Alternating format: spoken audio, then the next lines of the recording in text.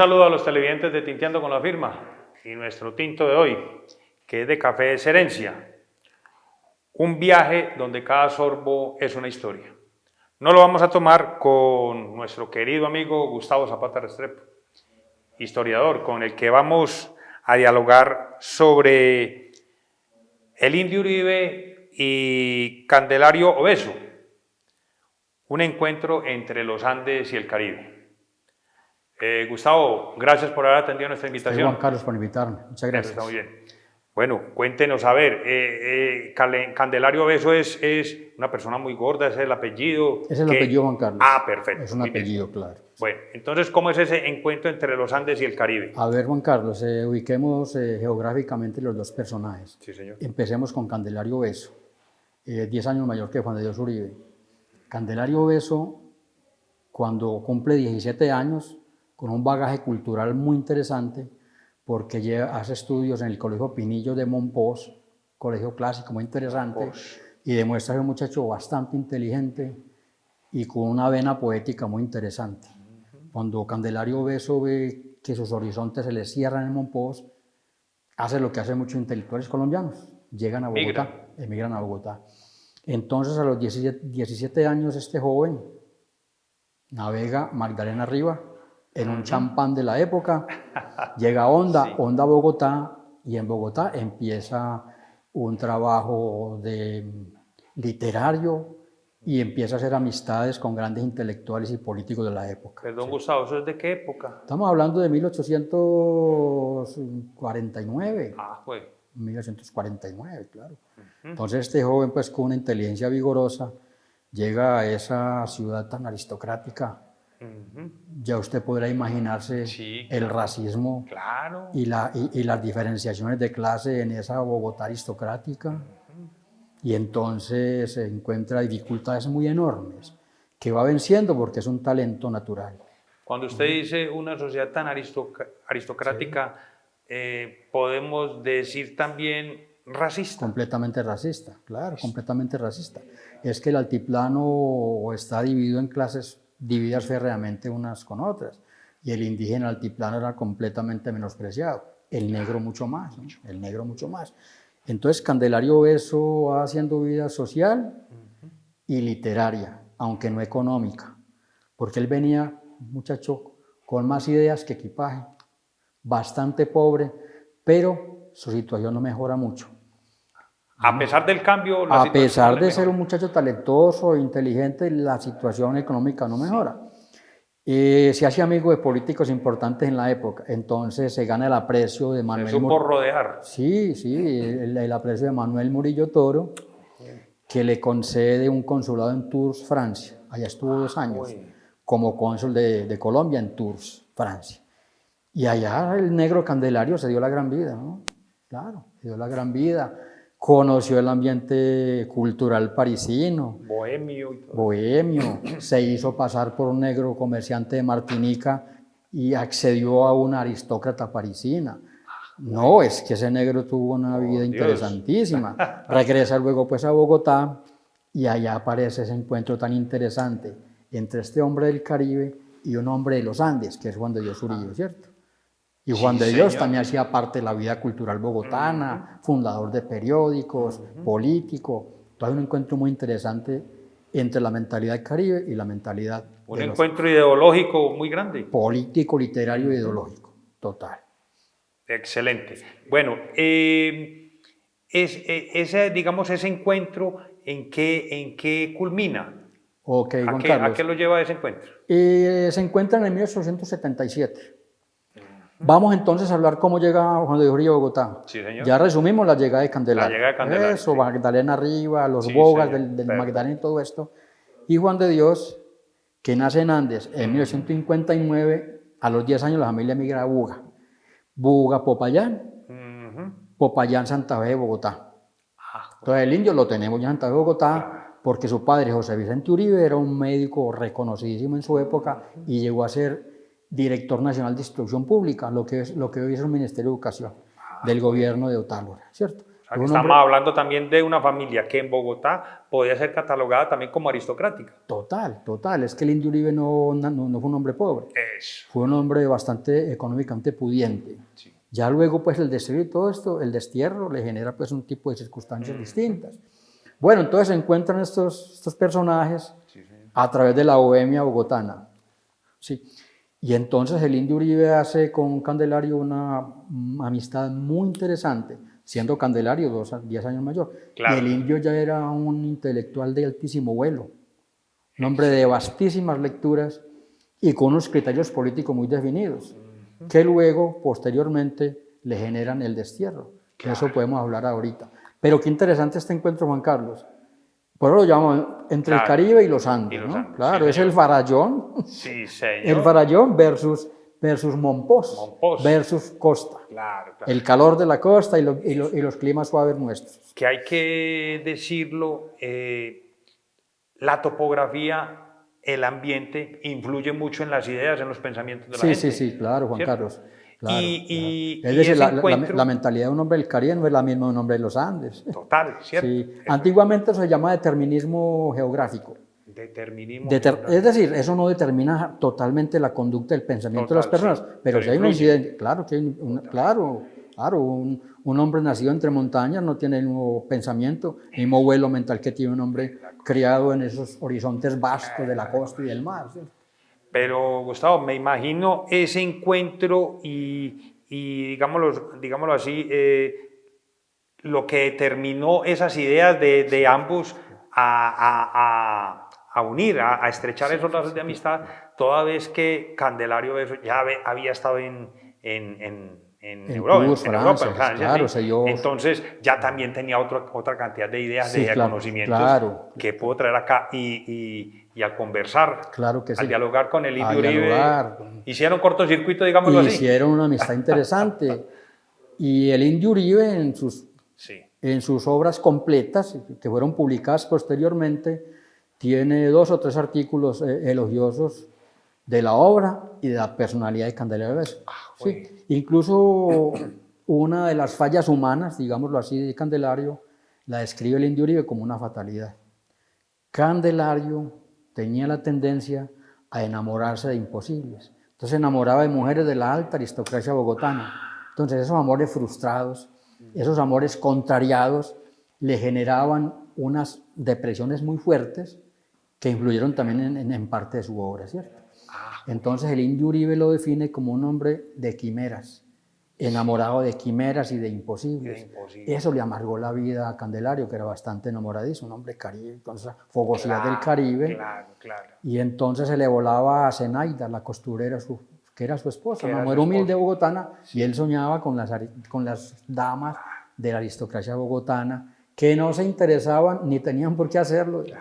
De un hombre que tenía estas condiciones: negro, poeta y pobre. Y pobre. Total, sí. Bueno, una vez Candelario regresa de Francia, pues me imagino que ya tuvo su época bollante en dinero, pues sí, pero regresa acá y se le acaba, digamos, ese cuartico de hora. Totalmente, sí, un cuartico de hora. Él llega otra vez a retomar su vida en Bogotá, bastante pobreza, obviamente que con la solidaridad y el cariño de los amigos. Porque el mismo Ñito Restrepo, Antonio José Restrepo, concordiano, gran escritor, gran político y orador parlamentario, hace una amistad muy interesante con Candelario, de solidaridad, de respeto y de colegaje literario. Entonces hay como ese encuentro en estos 3 personajes. Y hombre, esa fatalidad de Candelario le fue ensombreciendo la vida. Sí. Y lo luego, marcó. Sí, completamente.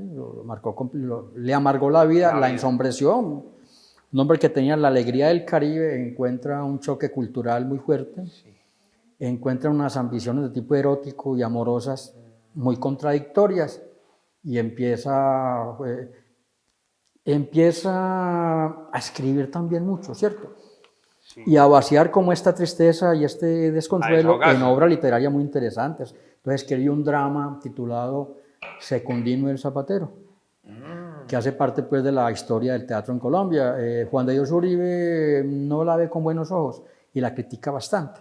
Sí. Y tengamos en cuenta que Juan de Dios Uribe, un muchacho de 21 años. No, era un cerebro maravilloso, era un pensador con ideas políticas muy claras y una pluma genial. Ya ese muchacho escribía supremamente bien y ya había fundado periódicos. Y con Candelario participaba en algún periódico literario de Bogotá. Entonces, El sí, destierro de Juan de Dios Uribe fue después es posterior, es posterior. ya. A ver, y el Indio Uribe hace la crítica a Secundino el Zapatero, Sí. pero recibe él y la intelectualidad bogotana reciben con alborozo, valga la palabra, una Sí. obra de Candelario que es bellísima, se llama Cantos Populares de mi Tierra. Entonces, en esos cantos populares de mi tierra recoge la esencia del boga. El boga es el remero que en champanes Sí. suben y bajan por el Magdalena llevando mercancías, pasajeros e ideas, ¿cierto? Entonces el boga era muy importante. Y el boga eran semanas de travesías bastante complicadas para olvidar un poquito el dolor de vivir, cantaban.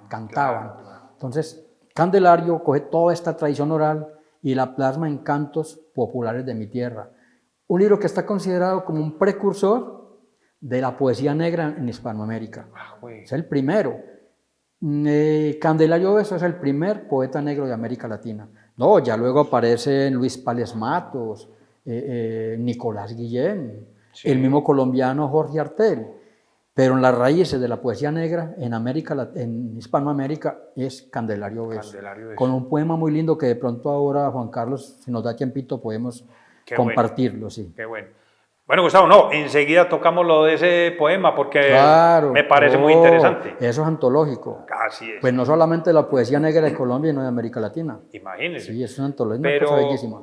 Pero digámoslo, Gustavo, esa era como esa añoranza del hombre, Total. desencadenó en esos poemas esa añoranza de él, claro. esa tierrita caliente, esa tierra hermosa que él quería vivencia. tanto. Y ese Monpós tan interesante. Es que Monpós era una ciudad intermedia entre Cartagena y Bogotá, ¿cierto? Entonces el auge económico y cultural de Monpós era interesantísimo. Y ahí de esas ideas se nutre Candelario. Cuando llega a Bogotá, la ilustrada. Claro que Incluso hasta cierto punto compartía ideario con Juan de Dios Uribe. Estamos hablando de una época muy convulsa políticamente, que está casi que finalizando. La constitución política de 1863 va declinando y empezamos en lo que se llama la regeneración nuñista.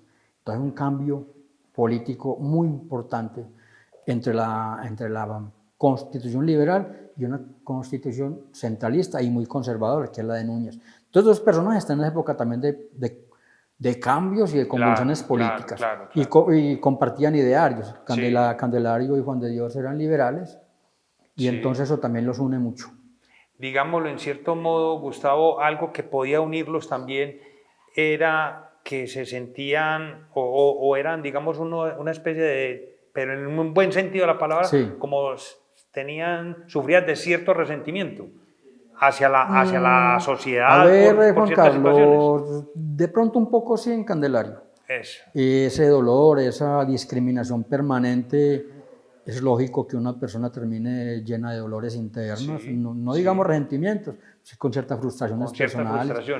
Juan de Dios Uribe no. Juan de Dios Uribe en esa época era un hombre que tenía una posición económica holgada, que tenía ya un reconocimiento entre la capital. Ya había fundado periódicos y ya estaba proyectado a la vida política. Entonces hay diferencias ahí también.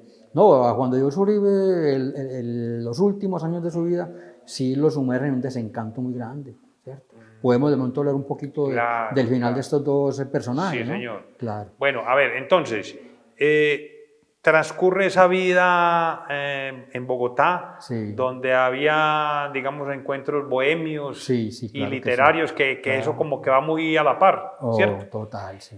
Pero ¿en qué momento ocurre lo del destierro del Indio Uribe? A ver, Juan Carlos, 1884, Candelario Beso llevado por cierto estado de desesperación personal, se propina un tiro en el abdomen. Entonces el suicidio de Candelario fue una cosa tristísima, sobre todo que estuvo penando 3 días. Entonces fue una muerte lenta y completamente triste la de Candelario, en 1884, ¿cierto? Sí, 4 años después, en 1888, cuando Juan de Dios Uribe funda periódicos, sobre todo La Actualidad, que van en contra de las propuestas políticas de Rafael Núñez, empieza a amargarse la vida Juan de Dios. Y como fue coherente con sus ideas, como no declinó nunca en su ideario libertario y liberal, el choque fue total, sí. un choque total. Entonces el gobierno de Núñez lo destierra. Entonces cuando Dios Uribe sale al destierro en 1888, regresa de incógnito en 1893 y viaja por Venezuela, Centroamérica, Cuba, Estados Unidos, ¿no? Es un periplo interesante y muy productivo políticamente, el de Juan de Dios. Pero mire que en cierta manera los dos tienen finales difíciles, ¿no? El suicidio de Candelario y el destierro de Juan de Dios. Cuando muere Candelario, escribe Juan de Dios Uribe un texto muy sentido, muy hermoso. Y dice, hombre, hay que entender, cada ser humano tiene derecho de salirse de la vida, así sea por el escotillón. Sí, hace parte de la apertura mental de Juan de Dios Uribe. Sí. Es una manera de ver la vida de manera muy amplia y muy interesante para su época, ¿cierto? Más o menos, ¿qué tiempo fue esa amistad? Desde 1877 hasta 1884. Una amistad intensa y fuerte y muy estrecha de 7 años, ¿cierto? Y dice Juan de Dios Uribe que fue llevado con cantos y en hombros al cementerio. ¿Sí? ¿Para qué? Si hubiese tenido dinero, Candelario no se hubiese suicidado. Final triste el de Candelario, ¿no? Y el del Indio Uribe no fue menos triste. Sí, el destierro de su patria trae unos dolores profundos, ¿cierto? Sí. Y empieza una vida en la que ya la obra de Juan de Dios Uribe cambia mucho. Entonces pasa de ser un escritor reflexivo, tranquilo, hasta con muy buena gracia y humor, y se ensombrece mucho. Y a partir del destierro, ya Juan de Dios Uribe cae en un estilo que posteriormente fue considerado panfletario. No me digas. Pero si aceptamos que fue panfletario, lo hizo muy bien. Esos textos políticos de Juan de Dios Uribe son geniales, que es que el mismo Carrasquilla dice que era el mejor escritor político en lengua castellana. No me digas. Lo dice Tomás Carrasquilla en un texto que le dedica a Juan de Dios Uribe. Y hay que creerle a Carrasquilla, ¿no? Yo le creo. Yo le creo. Total. Y de verdad, Juan Carlos, yo nunca me decepciono cuando leo a Juan de Dios Uribe. Sí. Permanentemente lo estoy leyendo y releyendo, a mí nunca me decepciona. Y descubro una pluma maestra y unas prosas geniales, unos textos muy bien elaborados. Es un prosista genial.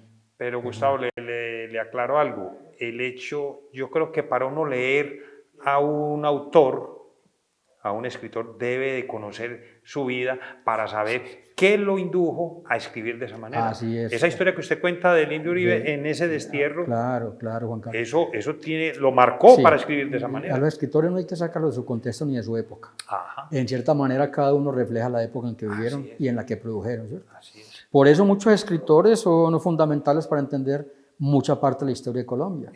Y a través de la vida del Indio Uribe se entiende una parte muy importante de la historia colombiana, que es el inicio de la regeneración nuñista y casi que la muerte del liberalismo y de la constitución política de 1863. A través del Indio y los textos políticos se entiende una época. Igualmente a través de Candelario. Sí, señor. No fue un escritor muy político, pero esos poemas de Candelario reflejan un país clasista, un país racista, racismo estructural, como se dice ahora. Pero entonces los dos, digamos, en sus trabajos de poesía y de escritura y prosa, fueron, digamos, muy sociales. Sí, lo fueron, claro. Había en los textos tanto de Candelario como de Juan de Dios una búsqueda también de literatura con compromiso social, ¿no? El Indio Uribe profesa ya para su época ideas socialistas y era un lector pues, de los grandes socialistas Pensadores. franceses y los anarquistas. Entonces hay textos de Juan de Dios Uribe que reflejan ese pensamiento de orden social. Un texto que me gusta mucho, se llama Ricos y Pobres, en el que ya hace una especie de parangón, una especie de paralelo entre los ricos bogotanos y los Claro, pobres bogotanos. claro. Y el texto es bellísimo. Qué Y en bien, el hombre. texto no cae pues en el panfleto en el que después, Sí, sí. al que, Eso, al que llega después. esa información que usted nos está dando en este momento fue antes del destierro. Exactamente, podemos hablar de dos épocas, De dos épocas, importantes de dos en la vida. momentos. Claro, claro. Y usted lee Secundino el Zapatero, la obra de teatro, o Lecturas para ti, de Candelario, Sí. hay un revelación interesante de su época. Ah, qué Sí, bien. claro. Un paréntesis, Gustavo. Candelario Beso tuvo familia y el Indio Uribe también no tuvieron familia. No, Juan Carlos, coincidieron en eso. No me No diga. tuvieron descendencia, Sí. ni Candelario ni Juan de Dios. Ah, güey. No tuvieron descendencia. Bueno, y el Indio Uribe sí también tenía su unión marital, No, o era casado, ¿no? no. Juan de Dios muere de 39 años, casi 40, en Quito, Ecuador, en 1900. Dejó 2 hijos, pero no fue un hombre casado, dejó 2 hijos y algunos nietos que él no alcanzó a conocer. Él no alcanzó a conocer, porque él muere en Quito, Ecuador, en 1900, después de un largo periplo por Centroamérica, conociendo escritores y políticos de su época. Claro. Y digamos que codeándose, valga la palabra, con las grandes mentalidades liberales, Antonio Maceo, José Martí, Máximo Gómez, Justo Sierra en México. Entonces fue Vargas Vila. Vargas Vila y el Indio fueron 2 almas casi que gemelas. Sí, porque ambos fueron expulsados de la patria, porque ambos fueron prohibidísimos. Vargas Vila y el Indio Uribe era pecado leerlos. Sí. Porque ellos tuvieron al conservatismo y a la iglesia como enemigos capitales de su vida. Entonces, mucha de la obra de Vargas Vila, ese panfletario sublime, que hoy hay que leerlo, Por Dios. hoy hay que leerlo, fue un encuentro espiritual entre ellos dos también, ¿cierto? Bueno, ese destierro del Indio Uribe, digámoslo así, económicamente, ¿él se podía sostener o qué sucedía en ese Él fue un hombre acomodado, porque el papá José Vicente Uribe incluso heredó parte, digámoslo así, de las minas del Zancudo en Titirí. Él heredó acciones de la mina del Zancudo, que en el siglo XIX es la empresa más rica de Colombia, Claro. por encima de cualquier otro. Y el papá tenía una posición económica elevada. Doña Leonor Restrepo, su mamá, también provenía de una familia acomodada. Entonces no podemos decir que el Indio Uribe era pobre. Claro. Ahora, el destierro es otro cuento. Sí. Ya el destierro, el desterrado, el proscrito, entra a unas situaciones muy delicadas. Tenemos que entender que en ese tiempo no había, en ese tiempo, pues, o sea, un muchacho ahora no va a entender esa parte de que no había, venga, yo le hago un giro o algo así, eso no existe. No se cae de la señal de Bancolombia. Así es. Todo se manejaba por correo, entonces la cosa, sí. ellos vivían de pronto de lo que se ganaban con sus publicaciones periodísticas. Vargas Vila fue un hombre riquísimo. Sí. Vargas Vila fue en la historia literaria de América Latina el escritor que más ha vendido, por encima de García Márquez, por encima de Fernando Vallejo, de cualquiera de ellos. Sí. El escritor más leído y más vendido, tenía una solvencia económica grande. Mire pues. Y de esa manera ir en contra de todo le que dejaba platica. Sí, mire. Y la gente lee lo prohibido. La cosa. Y el indio también, el indio fue proscrito y la iglesia prohibía los textos del indio y pecado mortal quien los lea, ¿cierto? Pero quizás eso era el incentivo mayor para que mucha gente siempre lo leyera. Siempre ha sido así. Sí, así. La prohibición de pronto el incentivo para que ellos fueran más todavía. Así es. Bueno, Gustavo, estamos hablando de una época, 1850, 1870. El racismo en su mayor apogeo, total, Juan Carlos. Es que mire que la esclavitud fue abolida en 1851 en el gobierno de José Hilario López. Eso fue madre, pasaron muchos tiempos de esclavitud. Es la cosa. Muchos años. Pero es que la esclavitud es una cosa y el racismo es otra. Es otro cuento, claro. Y entonces, a pesar de que ya se había acabado la esclavitud, seguía el racismo. Sí, total, eso no terminó este asunto de la racialización, la discriminación, el racismo, claro.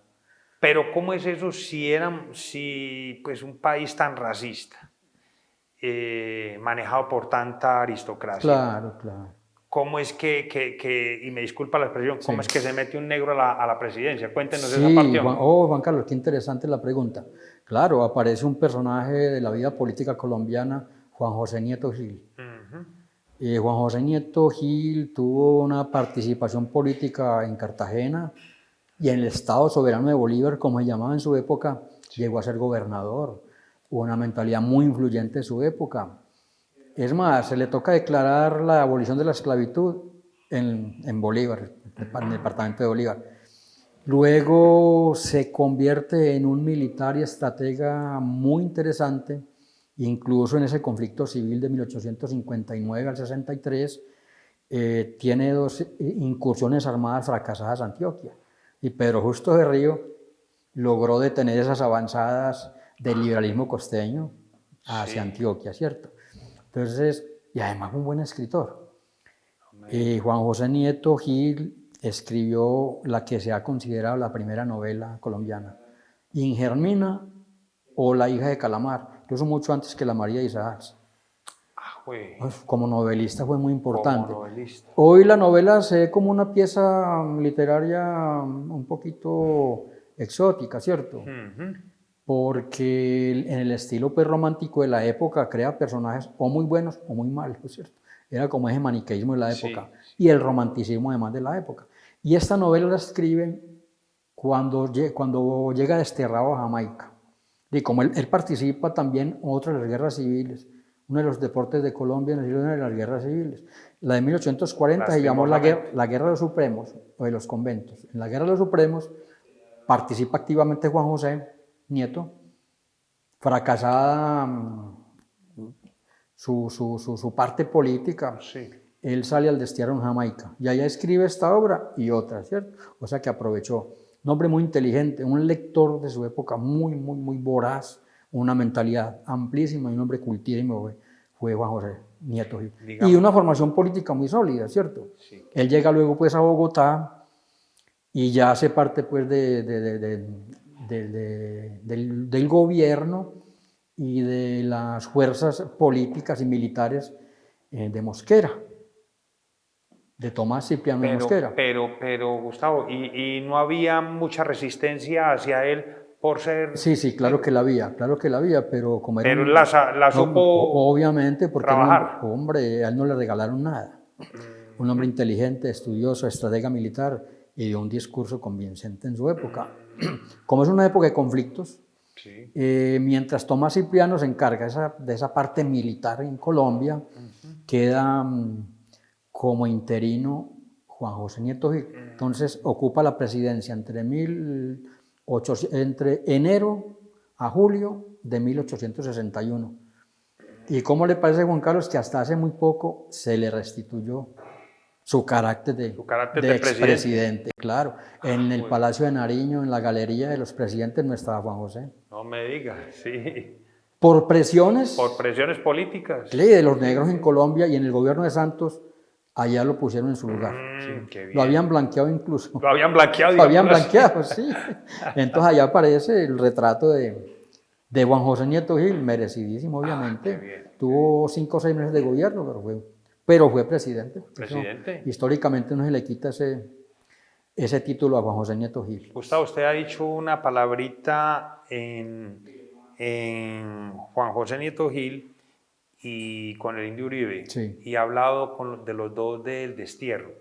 O sea, ese destierro, ¿cómo era? A usted le decían, jovencito, tiene tantas horas para que desocupe el país, ¿o eso cómo era? Era por decreto, Juan Carlos, era por decreto presidencial. Eso no era de palabra, es una cosa por decreto y de obligatorio cumplimiento. O el fusilamiento o el destierro, así de sencillo. A Juan José lo van a fusilar, pero le conmutan la pena de muerte por el destierro. Y a Juan de Dios Uribe lo conminan a que abandone el país perentoriamente, de manera taxativa. Por Dios. En el 88 llega pues a Venezuela, donde encuentra un buen ambiente para seguir pues luchando por su ideario político. Y luego, como le comenté, un periplo por Centroamérica. Pero era por decretos presidenciales que esta gente salía, claro. Y como se convertían en cierta manera en la pierita en el zapato, entonces se deshacían de ellos de cualquier manera. Bueno, Juan José Eran Nieto, pensadores incómodos. así es, como dice usted, piedrita en el zapato. Así. Juan José Nieto Gil, una vez es desterrado, al tiempo vuelve, Sí, ya regresa. ya se culmina ese destierro. ¿Cómo es Exactamente, eso? ¿no? Se culmina el destierro y llega otra vez pues a involucrarse nuevamente en la vida política y cultural de Colombia, y militar más que todo. Un gran estratega militar también. Ya, Sí. qué bien. Bueno, Gustavo, una pregunta un poco incómoda antes de leer Sí. El poema Claro que sí. del Negro Beso. ¿Colombia todavía es racista? Juan Carlos, sí, sí, desgraciadamente hay que reconocer que todavía lo es. Mire que este país no ha aceptado cabalmente la vicepresidencia de Francia Márquez. Y hay sectores amplios de la población que la han caricaturizado, Sí, bastante. que la han injuriado y la han irrespetado como les ha dado la gana. Pero digámoslo así. Juan Carlos, sí, yo creo que se ha vencido un poquito, se ha ganado terreno. Sí, Se ha ganado sí, terreno claro. pues porque los afrocolombianos en la economía, en la política, en la vida cultural colombiana se han ganado un terreno muy bien ganado. No les han regalado nada. Total, sí. Pero Francia Márquez emplea un término que se puede aplicar acá. Hay un racismo estructural. Estructural. Como que está metido en la médula de la patria. Sí. Y me parece que contra ese tipo de fuerzas oscuras hay que pelear. Aunque yo diría que ese racismo hacia Francia Márquez, yo lo diría más como que es un racismo político. Sí, creería sí, yo. sí, también ¿Cierto? Juan Carlos. Claro, Juan Sí, Carlos. sí. Claro, claro. Bueno, A Candelario le pasó en cierta manera, fue peor, lo de Candelario fue peor, claro. no, es que pues yo me imagino esa oligarquía colombiana, bogotana, esa aristocracia, todos de paraguas, de cachaco, de sombrero. Unos personajes grises, como los describe García Márquez, todos vestidos de negro, en un cielo encapotado y gris. Imagínese, por Dios, sí, sí. Y llegar un Y negrito llega este ahí. negro exótico a ganar terreno y a meterse en la vida cultural de esa ciudad, ¿no? Es una barbaridad. tremendo. Ahí se ve lo inteligente que era. Ahí sí, pues, que bien de para arriba que le tocó. Total. Y hombre, desgraciadamente tuvo como ese final tan triste, Así ¿no? es. Bueno, Gustavo, yo creo que los televidentes quieren Sí. escuchar ese poema, de verdad que sí. Resulta, Juan Carlos y oyentes, que los cantos populares de mi tierra están escritos con la fonética de la costa atlántica. Una cosa hermosa, esa fonética. Incluso Rufino José Cuervo les da una... Los admira mucha mucho. fuerza. Uf, total, imagínense un purista, un filólogo como Rufino José, y dice pues que tiene la esencia de los ribereños del Magdalena. Pero como yo no soy costeño, voy a tratar de leerlo a mi manera. Claro que sí. Y me disculparán. Llama La canción del boga ausente. Qué triste que está la noche qué triste está. No hay en el cielo una estrella, remá, remá. La negra de mi arma mía, mientras yo brego en la mar, bañado en sudor por ella, ¿qué hará? ¿Qué hará? Tal vez por su sambo amado, de oriente suspirará, o tal vez ni me recuerda, llorá, llorá. Las hembras son como toro, loresta tierra y gracia, con actes se saca el peje del mar, con actes y abranda el hierro, se roma la mapaná, coctante y firme las penas, no hay más, no hay más. ¿Qué cura que está la noche, qué cura está. Así no es cura la ausencia, boga, boga. Y esta es la canción del boga ausente. Eso le iba a decir yo en que todas las antologías de la literatura colombiana es obligatorio. Obligatorio. De obligatoria inclusión.